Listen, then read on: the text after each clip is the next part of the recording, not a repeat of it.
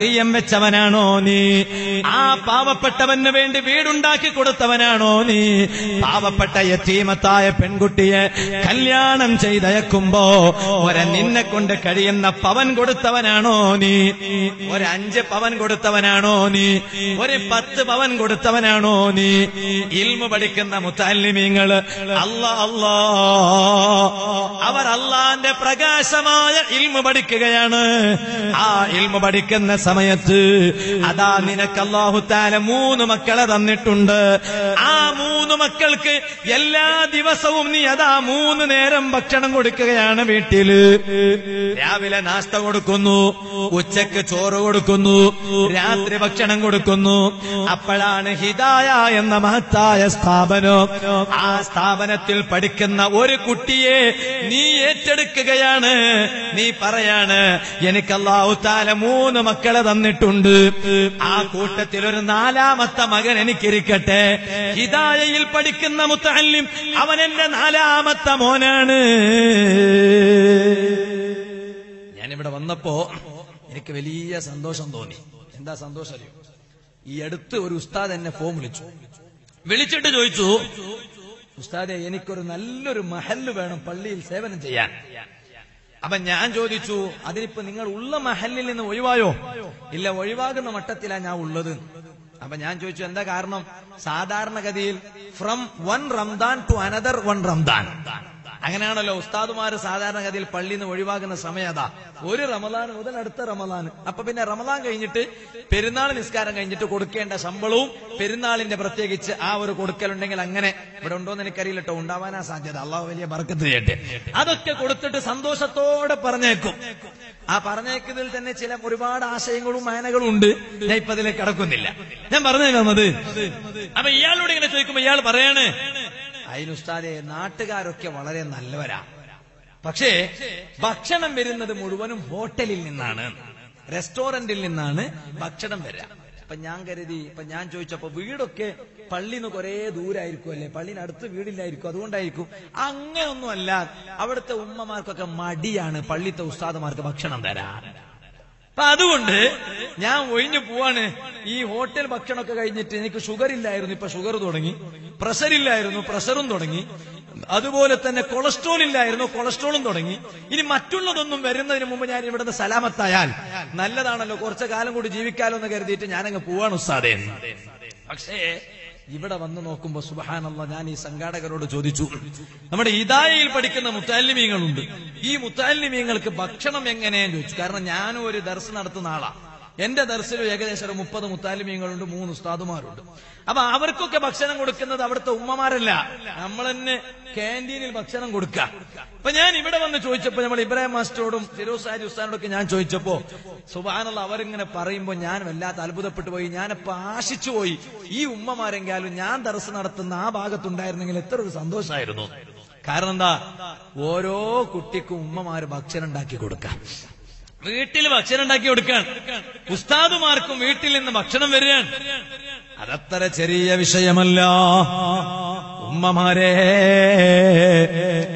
നിങ്ങൾ കൊടുക്കുന്ന ഭക്ഷണത്തിന്റെ പവർ കൊണ്ട് ആ ഭക്ഷണം കഴിച്ച പാവപ്പെട്ട മുതഅല്ലിം അതാ ഹിദായയിൽ വന്ന്, സ്ഥാപനത്തിൽ വന്ന് കിതാബ് തുറന്നിട്ടിങ്ങനെ ദുആ ചെയ്യുമ്പോ, ഓതി പഠിക്കുന്ന സമയത്ത് അതാ ആ കുഞ്ഞ് ദുആ ചെയ്യുകയാണ്, പടച്ച റബ്ബേ, ഞാനിങ്ങനെ ഇൽമു പഠിക്കാൻ എനിക്ക് ആരോഗ്യമുണ്ടാകാൻ കാരണം ഭക്ഷണം കഴിച്ചതാണ്.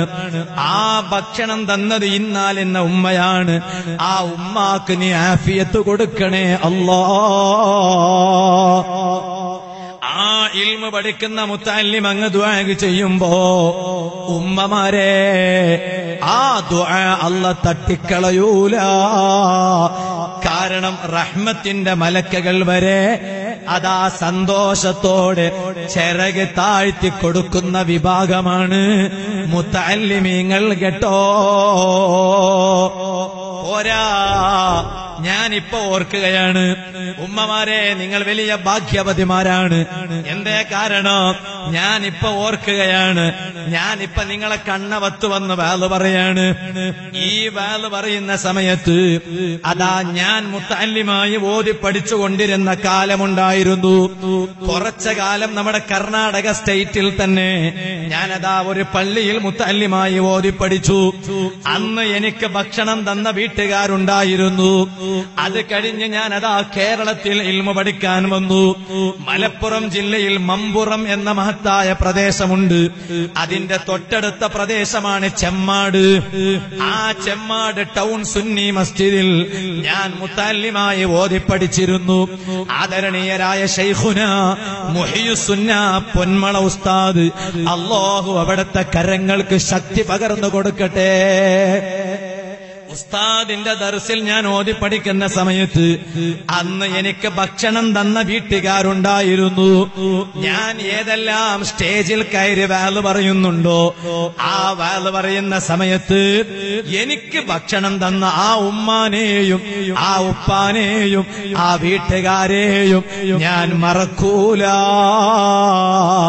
എല്ലാ വാലിന്റെ അവസാന സമയത്ത് ഞാൻ എനിക്ക് ഭക്ഷണം തന്ന ഉമ്മാക്ക് വേണ്ടി, എനിക്ക് ഭക്ഷണം തന്ന ഉപ്പാക്ക് വേണ്ടി, എനിക്ക് ഭക്ഷണം തന്ന വീട്ടുകാർക്ക് വേണ്ടി ഞാനങ്ങ് മനസ്സ് പൊട്ടിയിട്ട് പ്രാർത്ഥിക്കുന്നു. ഇതുപോലെ കണ്ണവം പരിസരത്തുള്ള ഉമ്മമാരെ, ഈ ഇൽമു പഠിക്കുന്ന മുത്തല്ലിമീങ്ങള് ഇന്ന് ചെറിയ മക്കളാണ് ഉമ്മമാരെ. അവർ തലേകെട്ട് കെട്ടിയതേ ഉള്ളൂ, അവർ വലുതായിട്ടില്ല. അവർ തലേകെട്ട് കെട്ടിയതുകൊണ്ട് അവർ വലിയ ആലിമീങ്ങളായി, വലിയ മുസ്ലിയാക്കന്മാരായി പോയി എന്ന് നിങ്ങൾ വിധി എഴുതരുതേ. അവരെ നിങ്ങളെ സ്നേഹത്തിൽ വളർത്തണോ, നിങ്ങളുടെ സ്വന്തം മക്കളെ പോലെ വളർത്തണോ.